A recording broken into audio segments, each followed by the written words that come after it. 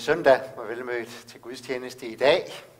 I går der var det Hellig Tre Kongers dag, og i dag der fejrer vi Hellig Tre Kongers gudstjeneste. Vi skal høre om det lys, der kom til verden for at ændre denne verden.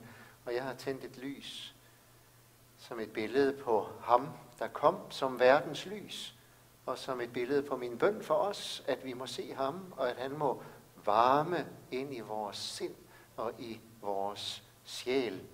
Og det med varme kan vi godt have lidt brug for. Vores varmesystem, det driller en lille bit smule. Men vi må varme os ved lyset og synge og så videre. Og så har vi gæsteprædikant i dag, Jørgen Blom Knudsen fra Mission Afrika. Hjertelig velkommen.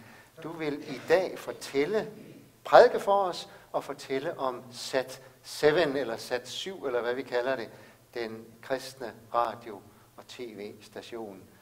Den tænder lys mange steder i verden. Og så bliver der også i dag mulighed for at give en gave til Sat 7. Vi vil have mulighed for at gå offergang efter prædikenen, og ellers så kan man bruge mobile pay, og de små sedler rundt på bænkene fortæller lidt om, hvordan vi gør det. Vi vil begynde vores gudstjeneste med at bede indgangsbønnen, og vi tager papiret, og så vil vi bede højt i kor.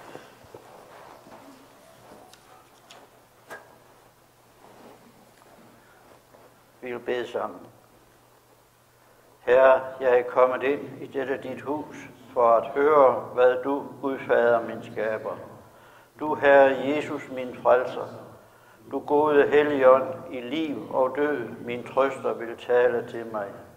Opluk nu ved din Helligånd mit hjerte, at jeg af dit ord kan lære at angre mine synder, tro på Jesus Kristus, og hver dag styrkes og bevares i denne tro.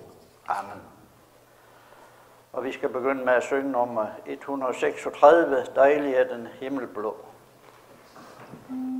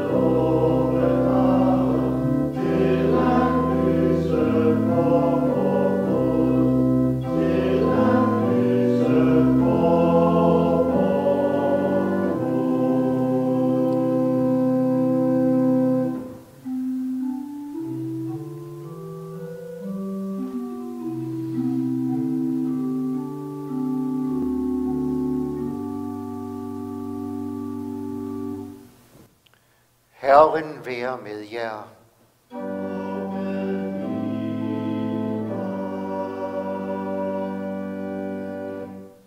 Lad os alle bede. Herre, vor Gud, himmelske Far, du som har givet dig til kende for os, da du gav os din kære søn, som er din visdom og verdens lys.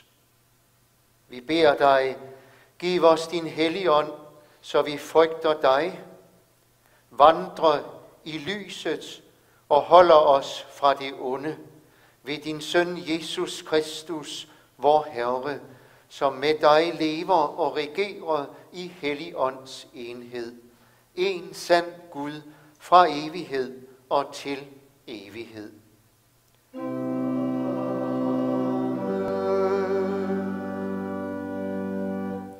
Vi vil rejse os og høre epistlen, som apostlen Johannes skriver i sit første brev. Mine kære, det er ikke et nyt bud, jeg skriver til jer, men et gammelt, som I har haft fra begyndelsen. Dette gamle bud er ordet, som I har hørt. Og dog er det et nyt bud, jeg skriver til jer, det, som er sandt i ham og i jer. Mørket viger, og det sande lys skinner allerede. Den, der siger, at han er i lyset, men hader sin bror, er stadig i mørket. Den, der elsker sin bror, bliver i lyset, og i ham er der intet, som bringer til fald. Men den, der hader sin bror, er i mørket og vandrer i mørket, og han ved ikke, hvor han går, fordi mørket har blindet hans øjne. Amen.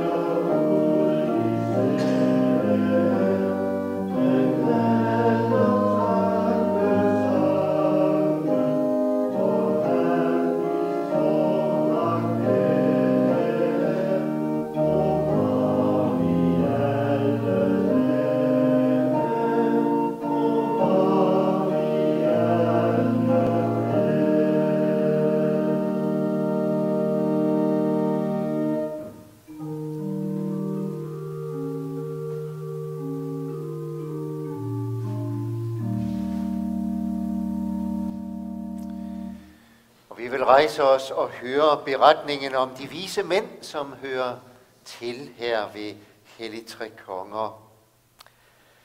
Da Jesus var født i Betlehem i Judæa i kong Herodes' dage, se, der kom der nogle vise mænd fra Østerland til Jerusalem og spurgte, hvor er jødernes nyfødte konge? For vi har set hans stjerne gå op og er kommet for at tilbede ham. Da kong Herodes hørte det, blev han forfærdet, og hele Jerusalem med ham. Og han sammenkaldte alle ypperste præsterne og folkets skriftkloge og spurgte dem, hvor Kristus skulle fødes. De svarede ham, i Betlehem i Judæa, for således er der skrevet ved profeten, du Betlehem i Judas land, du er på ingen måde den mindste blandt Judas fyrster. Fra dig skal der udgå en hersker, som skal vogte mit folk Israel. Så tilkaldte Herodes i al hemmelighed de vise mænd og forhørte dem indgående om, hvornår stjernen havde vist sig. Og han sendte dem til Betlehem og sagde, gå hen og spørg jer nøje for om barnet. Og når I har fundet det, så giv mig besked, for at også jeg kan komme og tilbede det.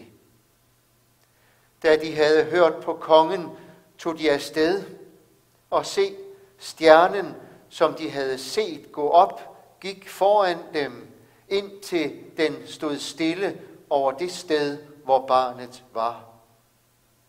Da de så stjernen, var deres glæde meget stor.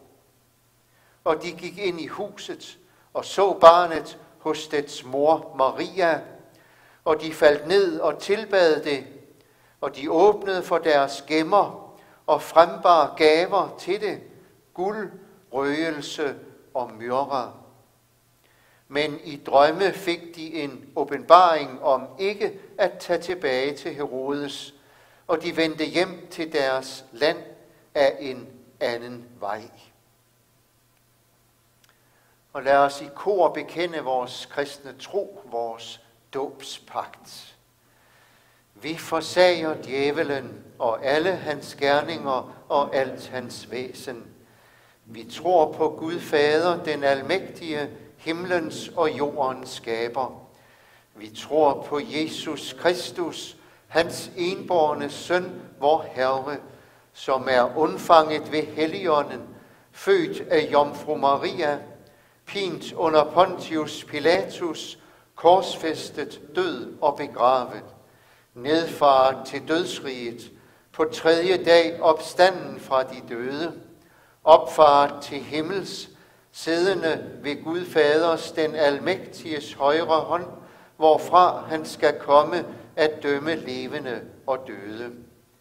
Vi tror på Helligånden, den hellige almindelige kirke, de hellige samfund, syndernes forladelse, kødets opstandelse og det evige liv. Amen.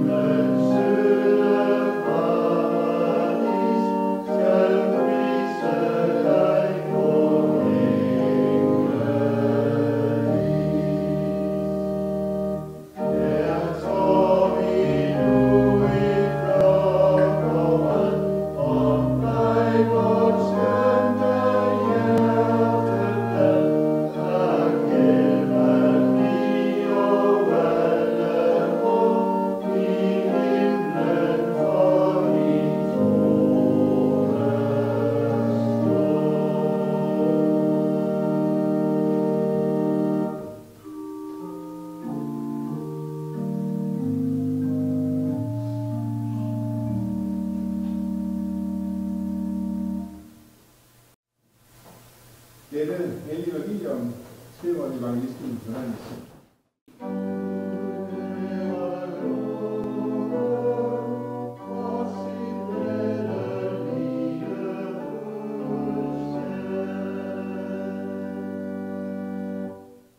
Her talte Jesus til dem og sagde, jeg er verdens lys. Den, der følger mig, skal aldrig vandre i mørke, men have livets lys. Der sagde farisæerne til ham, du vidner om dig selv, dit vidnesbyrd er ikke gyldigt. Jesus svarede, selvom jeg vidner om mig selv, er mit vidnesbyrd gyldigt, for jeg ved, hvor jeg kommer fra, og hvor jeg går hen. Men I ved ikke, hvor jeg kommer fra, eller hvor jeg går hen. I dømmer efter det ydre, jeg dømmer ingen.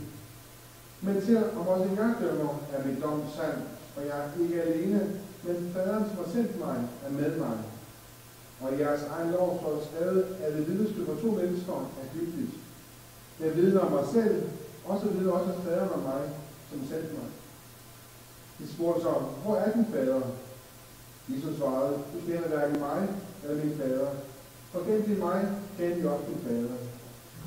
Disse ord talte han ved tempelblokken, da han underviste på tempelpladsen. Men ingen gav ham, for hans time var endnu ikke kommet. Amen. Ja, godmorgen, og tak fordi du kommer her og tale til jer. Jeg har en hold gang på, men der er ikke sådan helt mange med det, jeg håber, at det er okay. Jeg har altså en helt gang indenfor, og jeg har også skjort på. Bare så ved det. Jeg har så pænt noget på. Ja, jeg har glædet mig at tale til jer. Dels om sat 7, og dels om det her med lyset, og Jesus, der er lyset. Og jeg har egentlig sådan tænkt, at det med lyset skulle fylde meget, det jeg vil sige. Men da jeg kom ned, og så har jeg fået tænkt på, hvad jeg skal sige i dag, så har jeg tænkt på, at det handler faktisk måske mest om mørket, det jeg kommer til at sige i dag. Og det er nok fordi, at vi er så vant til at være i lyset. Vi er vant til at opvokset og bor i kristen land, og her har lyset betydet meget for os igennem, ja, det er 1000 år. Og det præger vores samfund, vores kultur, vores tankegang, det med at lyset er hos os, uden vi egentlig rigtig har tænkt på. Og det skal jeg sige lidt om. Når jeg tænker på lyset, så tænker jeg først på solen. Det er den, som skinner, og som giver os liv her på jorden. Hvis ikke solen skinner, så er der ikke liv overhovedet. Solen skaber fotosyntese, og fotosyntesen skaber planter. Planter bliver grobund for dyr og menneskeliv. Så uden fotosyntese, uden sol, så var der ingen liv overhovedet. Og det andet lys, det er det, som jo kan skinne ind i vores liv. Og det er det, vi har prøvet at være i sådan et totalt mørkt rum. Det er faktisk sjældent, at det er altid en anden standby, der blinker hen i hjørnet. Men hvis jeg har prøvet det, så ved jeg godt, at det er bare en ubehag at være sådan et totalt mørkt. Og jeg tænker altid på min barndoms idrætshal, når jeg tænker på mørke. Jeg er på Aalborg og kom meget i byhallen. Og nu var så den første, der kom ind i hallen, og så døren tager sådan klik bag sig, så var der helt mørkt. Det er jo kæmpe, det er idrætshal. Og nede i hjørnet, så langt dernede, der kan man se sådan en lille rød lampe som lysende. Der skal man ned for at tænde på den, for at få lys igen, for at få lys på hallen. Og sådan tror jeg godt, at vi nogle gange kan tænke, at mørke, det er så uigennemtrængeligt. Men den lille røde lampe dernede i bunden af lokalet, den gjorde altså, at jeg kunne finde frem til, hvor henne jeg skulle tænde for kontakt. Og så er det også i vores liv. Hvis ikke vi har noget lys, så kan vi ikke finde vej. Hvis ikke der var den der lampe nede i bunden af hallen, så kan vi ikke finde kontakten. Det har været meget svært. Jeg må det jo så frem og frem. Vi vil være som blinde, hvis vi ikke har det her lys. Og jeg har engang været ung, så det lyder lidt belærkeligt, det har jeg engang været, og jeg kommer faktisk ikke fra noget kirke hjem overhovedet. Jeg var først kristen, da jeg var lige omkring 20, og jeg kendte ikke Gud. Og egentlig troede jeg, at jeg vidste meget om tingene, og havde det godt. Der er ikke noget dårligt liv, jeg havde det godt. Jeg var meget selvsikker, og havde ikke brug for lyset, tænkte jeg.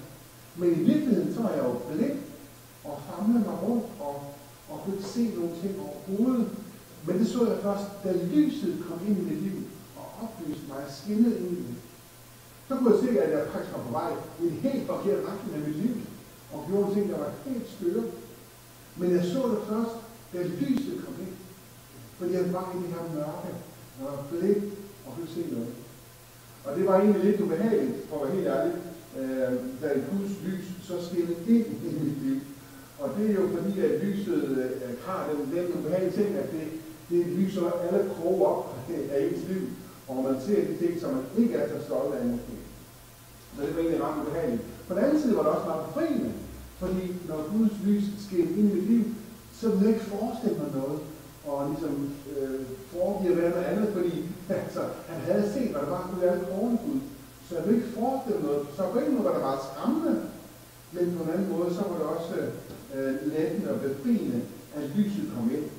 Og jeg ved også, hvor det her foråret, også om på måneden, når solen rigtig kom på fat, som det også har i dag, og skidt ind i vores stuer, så ser vi alt skidtet og støvet under sofaen, så vi kan se der hen over vinteren og julen. Og der er mange måder, man kan få lyset til at skinne ind til liv på.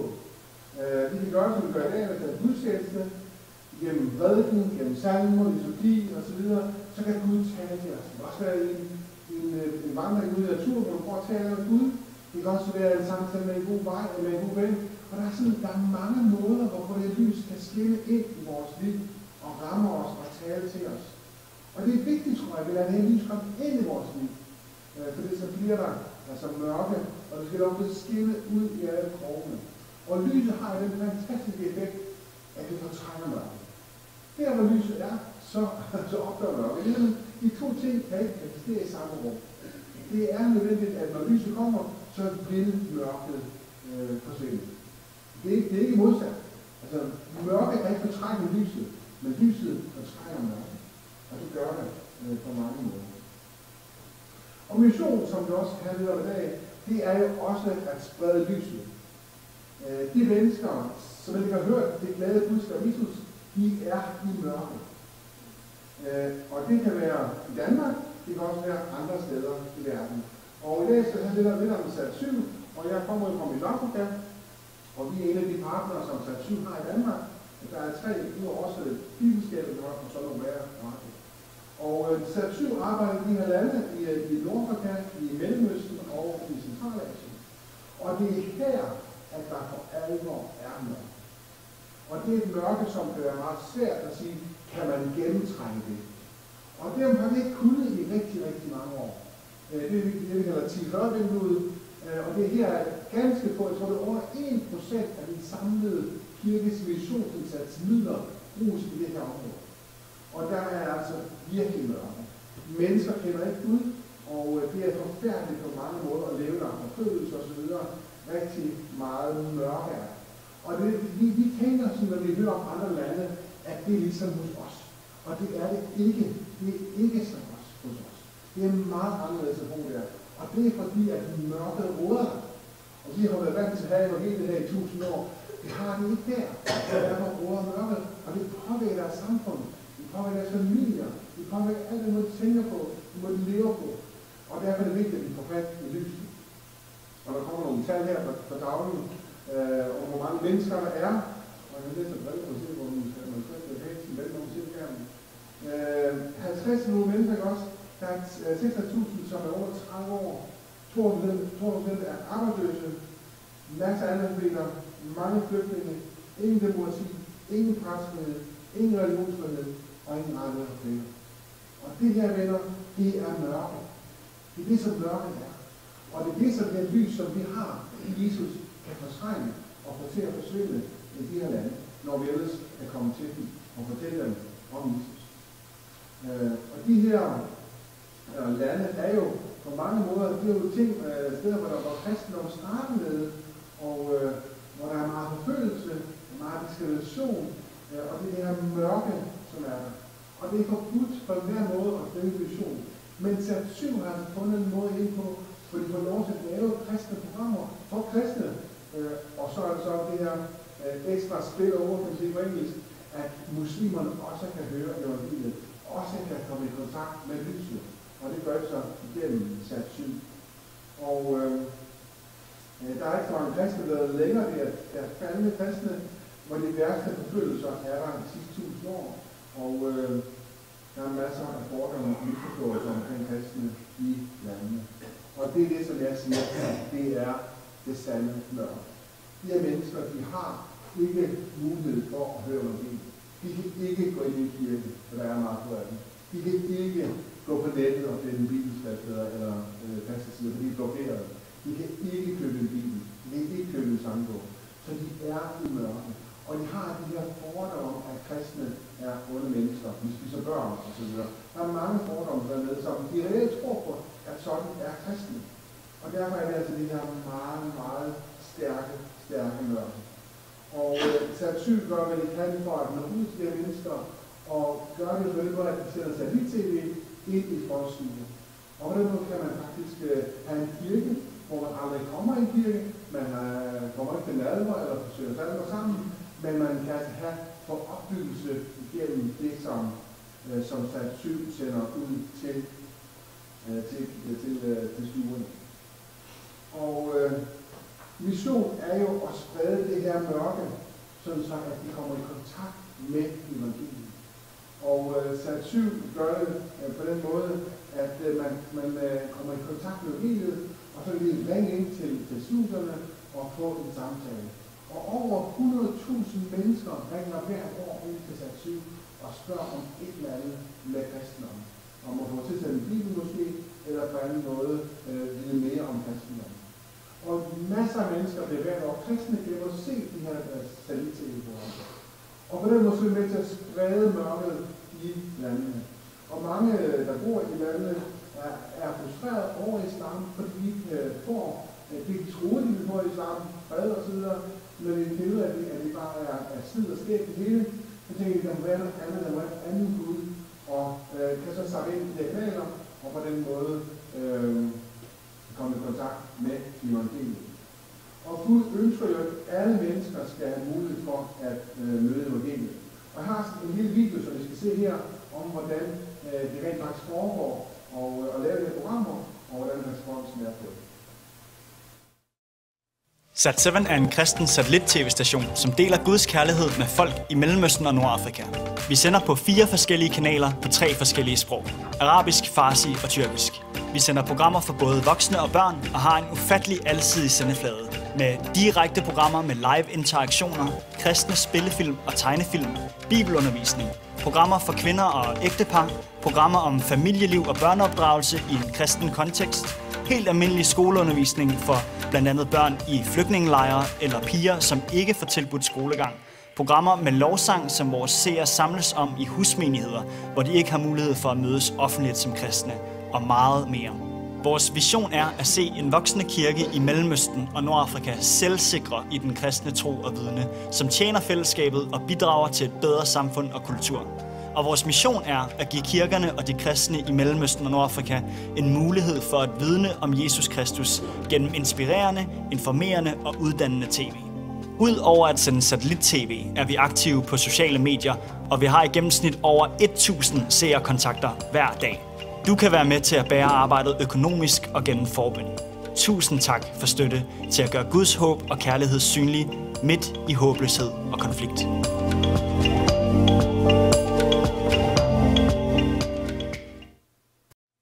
Jeg kan godt spørge, er der håb for Mellemøsten? Er der mulighed for, at der kan ske noget godt dernede? Og efter 7. oktober i år er der nok mange, som har mistet håbet. Bliver der nogensinde fred i den del af verden? Og det tror jeg også godt, at som kristen kan miste håbet, for at der nogensinde bliver fred dernede. Og det sådan havde jeg også selv her i oktober 8. Men der skete, nu sker der igen noget, det bliver aldrig godt. Og jeg tænker, at vi som kristne, vi må være det sidste, der mister håbet. Vi må faktisk aldrig miste håbet, og det skal være den simple grund, at vi kender Jesus. Og han kan faktisk gøre noget, som for os er utænkeligt eller umuligt. Det ved vi godt, men når vi ser på Israel og Hamas-konflikten, så kan vi godt tænke, at det er håbløst Jesus. Det kan vi ikke fikse det her, men det kan han faktisk godt. Og det kan han, fordi han er verdenslys. Han kan trænge ind og forandre mennesker. Jeg har jo tidligere måske arbejdet i Åbne Døre, og bruger Andreas, som er stifter af Åbne Døre, og sagde engang, at hvis vi det eneste håb på Mellemøsten, det er faktisk altid at blive kristne. Og jeg ved ikke, Det kan man godt tænke, at det er overhovedet muligt, men det er det jo. Vi har selv set vækkelser her overgang for 100 år siden. Jeg har selv lavet udsendelser om missionære til men set vækkelser, hvor tusindvis af mennesker bliver kristne over ganske kort tid. Så ja, der er håb for Mellemøsten. Ja, der er lys i verden, og det lys skal ud, for at de her mennesker kan høre om det, og kan blive forvandlet, ligesom vi er blevet forvandlet, gennem at møde lyset. Og når mennesker forvandles, jamen så kan der også forvandle samfundet, for det er jo samfundet, der består af mennesker. Og derfor så har jeg faktisk ikke mistet håbet omkring Mellemøsten. Jeg har bevaret håbet. Ikke fordi jeg tror på, at jeg kan lære det hele om, men jeg har tro på, at Gud kan. Jesus kan faktisk godt gå ind og ændre det. Og det er det her lys, som jeg tænker, at vi skal være til at sprede rundt omkring i verden. Vi gør det vores eget liv her, hvor vi bor. Jeg kan gøre det, hvor jeg bor. Vi gør det, hvor hele verden bliver delt, som nogen så her på videoen, om Mellemøsten, sende penge osv. Der er meget, vi kan gøre, for at flere mennesker hører om livet. Og det er altså noget helt, der går ind og ændrer mennesker, og hvordan også ændrer verdens samfund. Så det tænker jeg, det vil sige, det med verdenslys. Vi er verdenslys, også en kraft, der vi bor, der har Jesus. Ja, lad os spille sammen.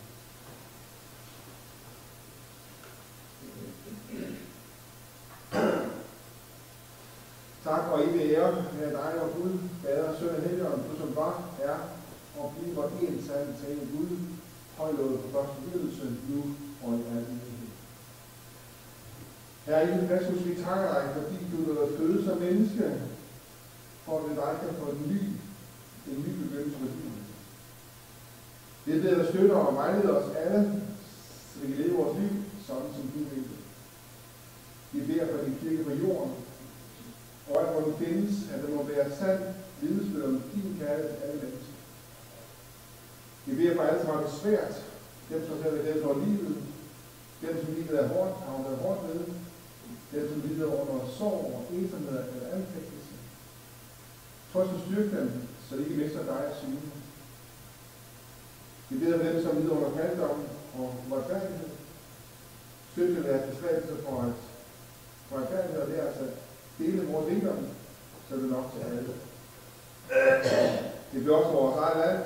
Vejlede alle, der har påtaget sig ansvar for fælles velfærd. Det er ved at vejlede med magt og myndighed. I den måde, så løser en opgave, så det er det fælles bedste for alle. Vi bliver også vejlede os, der er sammen her i dag. Giver det den hellige ånd, som går frem med fornyede kræfter til at tjene dig. Og bevidst om, at vi der ser kan omfatte af din velsignelse. Det bliver også for sat 7 og de mange medarbejdere, der arbejder der, det de gør, i den kreativitet, inspiration, visdom til at lave rigtige programmer, tilrettelægge, sige gode ting og ikke ting på tv. Vi beder for hele regionen, Jesus i Nordafrika, i Mellemøsten og Centralasien. Du ser, at der er mange, der lever i mørke og slet kender dig, som famler sig rundt i blinde. Vi beder med dit lys, må skinne på dem, nå det med tv-udsendelser, med radioprogrammer, med bibler, med mennesker, som kender dig. At de kristne, som bor der på Bermuda, Jesus til også at være den kirke, som du har kaldet alle sammen til at være, også selvom det hos dem er farligt og svært. Gør, at de må skinne klart i mørke, Jesus, og at mennesker må blive draget ind til dig. Jeg takker, at du giver os mulighed for på den måde at være med i mission, og også i hjælpe mennesker, som er langt væk fra os, som vandrer rundt i mørke, og som har brug for dit lys. Han viser os barmhjertighed og noget til at være de tjenere, som du ønsker, vi skal være. Amen.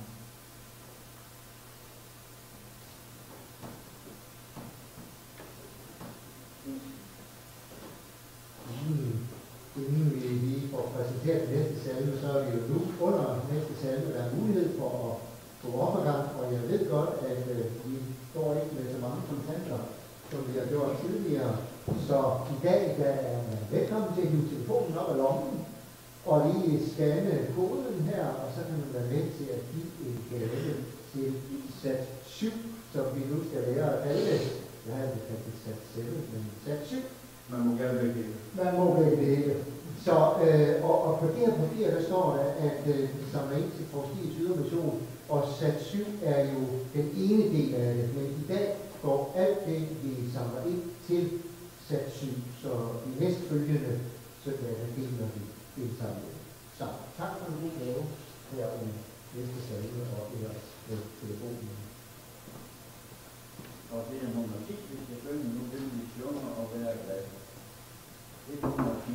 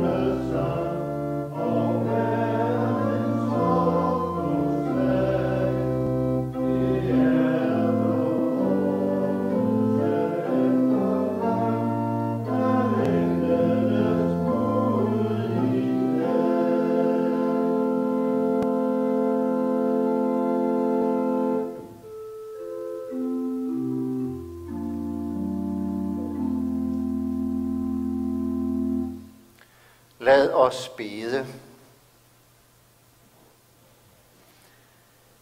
Herre Kristus, du lys i vores mørke og trøst i vores sorg. Vi takker og lover dig for det håb, du lagde ind i denne verden, som på så mange måder er fuld af uro og fortvivlelse og mørke.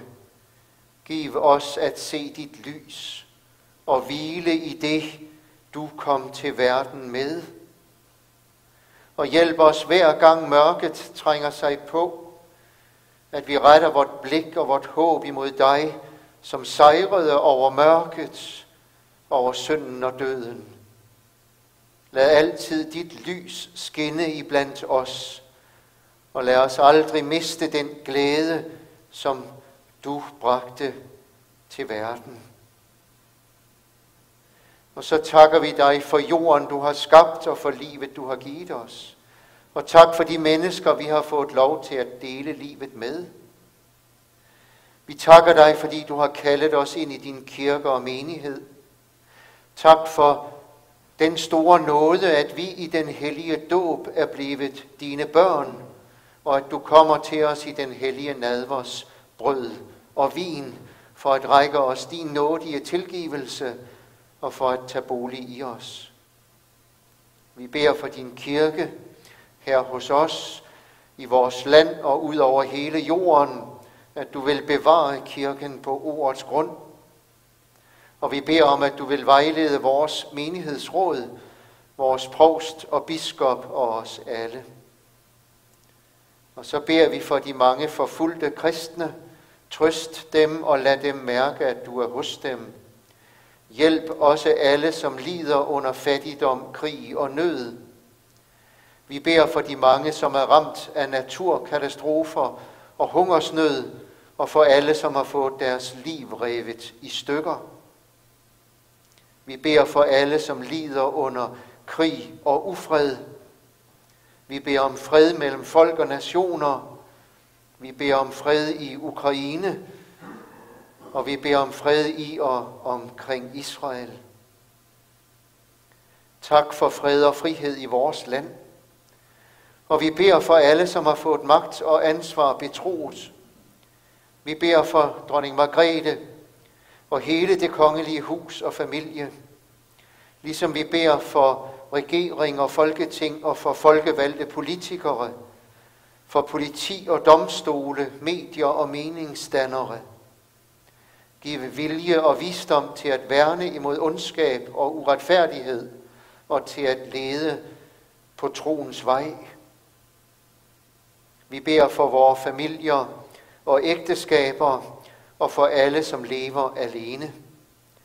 Vi beder for vores naboer, for børnene og de unge, for børnefamilier, børnehaver og skoler, ligesom vi beder for de allersvageste i vores samfund, lige fra de ufødte børn til de gamle og døende, og for dem iblandt os, som er ramt af ensomhed, sygdom, sorg eller savn.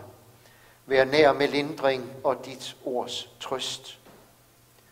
Alle disse bønner, ja hele vores liv, overgiver vi til dig, Herre, og vi takker dig, fordi du har lovet, at du hører dit folks bønner i Jesu Kristi navn. Amen.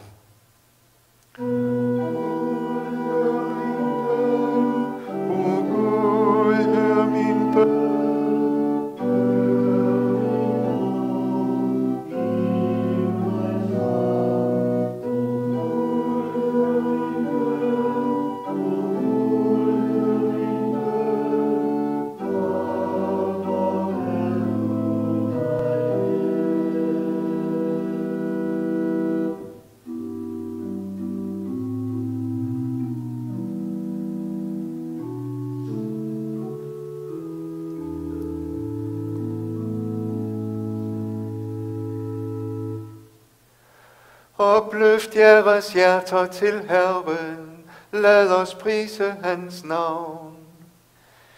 Vi takker og lover dig, Gud Fader almægtige, ved Jesus Kristus, vor Herre, som for vores skyld blev menneske, for at vi ved ham kan blive dine børn.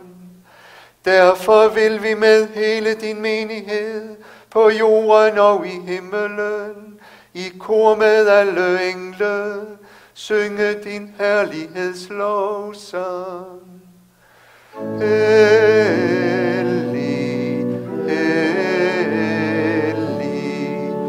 hellig er Herren, Gud den almægtige. Himlen og jorden er er fuld af din herlighed. Hosianna i det højeste. Velsignet være han, som kommer i Herrens navn. Hosianna i det højeste.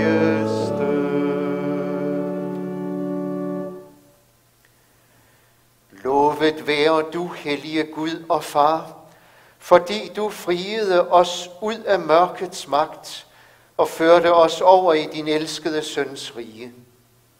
Vi ihukommer med taksigelse hans hellige undfangelse og fødsel, hans bitre lidelse og død, hans sejrrige opstandelse og himmelfart, og forventer hans komme i herlighed. Vi beder dig, send din Helligånd over os og dette nadvermåltid. Giv os i tro at modtage vor Herre Jesu Kristi legeme og blod, og derved få del i hans fuldbragte offer til syndernes forladelse og evigt liv. Lad os ved hans kærlighed vokse i enheden med alle troende og samles med din menighed, når du fuldender den i dit rige. Og hør os, når vi i kor beder: Fader vor, du som er i himlene, helliget blive dit navn, komme dit rige. Ske din vilje som i himlen, således også på jorden. Giv os i dag vort daglige brød, og forlad os vores skyld, som også vi forlader vores skyldnere. Og led os ikke ind i fristelse, men fri os fra det onde. For dit er riget og magten og æren i evighed. Amen. Vor Herre Jesus Kristus tog i den nat, han blev forrådt, et brød, takkede, brød det, gav sine disciple det og sagde: Tag dette og spis det. Dette er mit legeme, som gives for jer. Gør dette til min ihukommelse. Ligeså tog han også bægeret efter aftensmåltidet, takkede, gav dem det og sagde: Drik alle heraf, dette bæger er den nye pagt ved mit blod, som udgydes for jer til syndernes forladelse. Gør dette, så ofte som I drikker den, til min ihukommelse. Guds lam med korsets skam, du bar verdens synder, derfra al trøst begynder.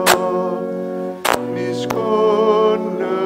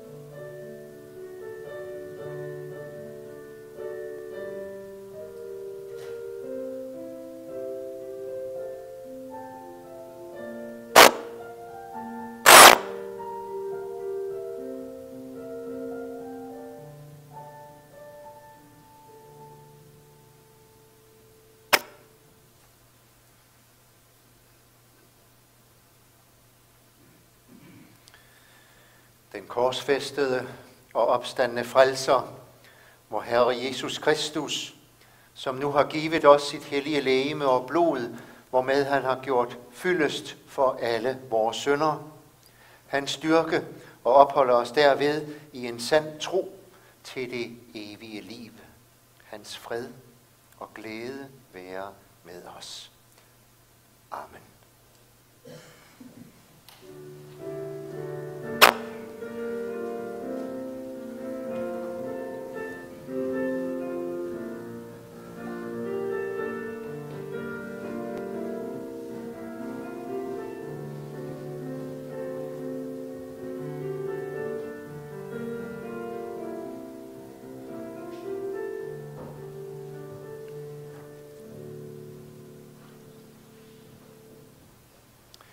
Lad os bede. Vi takker dig, Herre, vor Gud, almægtige Far, fordi du har styrket os med dine livgivende gaver. Vi beder dig, at du vil fuldende, hvad du har begyndt i os, styrke vor tro, grundfæste vort håb og gøre den indbyrdes kærlighed levende iblandt os ved din søn, Jesus Kristus, vor Herre, som med dig og Helligånden lever og regerer, en sand Gud fra evighed og til evighed.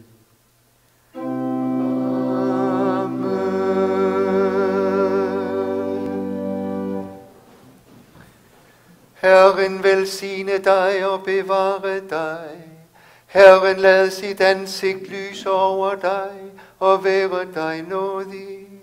Herren løfte sit åsyn på dig og give dig fred. Amen. Amen.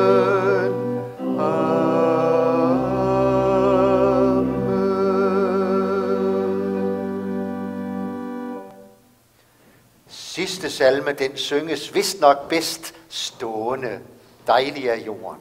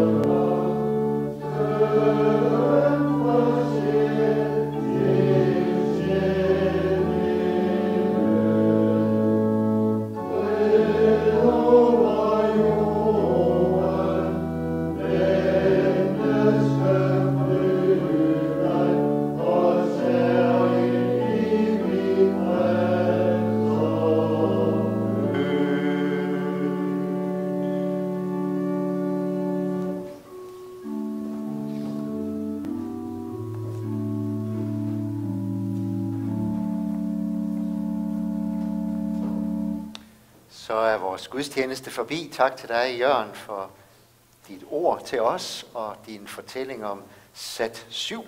Nu har vi fået lidt mere at sætte billedet på, når vi samler ind, hvad det egentlig er, pengene de går til. Næste søndag, der er der gudstjeneste i Sønder Vium Kirke kl. 10. Og i den kommende uge, der er der Evangelisk Alliances bedeuge, og det foregår også i Sønder Vium, i missionshuset i Sønder Vium, mandag, tirsdag, onsdag og torsdag, alle aftenerne 19:30, 7:30. Og så er der jo kirkekaffe, det er legnet op hernede. Jeg vil foreslå, at vi tager en kop og lige tager en lille stykke chokolade eller en småkage, hvad der nu er dernede, og så sætter os ind på bænken igen. Så tror jeg, Jørgen har lidt mere til os. Og så det er ikke noget, der tager lang tid, men han har lige lidt mere at fortælle. Og så når tiden den er gået, så takker vi af og går hjem. Men der er lige én ting, jeg lige vil gøre opmærksom på. Det er noget, jeg vil præsentere med lidt bævende hjerte, for det har vi ikke prøvet før. Onsdagscafé med fællesspisning. Og jeg har lagt nogle, de ligger dernede, sådan nogle små løbesedler her. Der er planlagt 2 aftener, onsdag aftener, hvor vi begynder kl. 18 med fællesspisning nede i stallen. Og bagefter, så vil jeg gerne invitere jer med ud på de åbne vidder, nye horisonter. Vi står så tit, i mørke, og øjner måske en lille smule lys et sted. Hvad er der på den anden side? Sådan kan vi også føle det, når vi står ved livets afslutning. Er der noget på den anden side? Jeg vil gerne byde jer med nye horisonter. Vi vil over de 2 aftener følge apostlen Peter, især apostlen Peter. Og vi vil gøre det med film. Jeg har klippet og klistret i film. Og fundet en fantastisk masse gode afsnit. Og dem vil vi dele med hinanden over 2 aftener. Så vær med fællesspisning. Og det er gratis. Det er det bedste af det hele. Ganske gratis. Det er vores yndlings, det er vores hofmiddag. Gratis mad. Så tag sådan en med og tag et par stykker med og giv videre til naboer og gode venner. Og husk at tilmelde jer, men I får lov at høre om det senere. Den første, det er onsdag den 17. januar. Nu skal jeg ikke snakke mere. Nu skal vi slutte vores gudstjeneste af. Vi vil gøre det, som vi plejer, med at bede udgangsbønnen. Vi vil bede den højt i kor.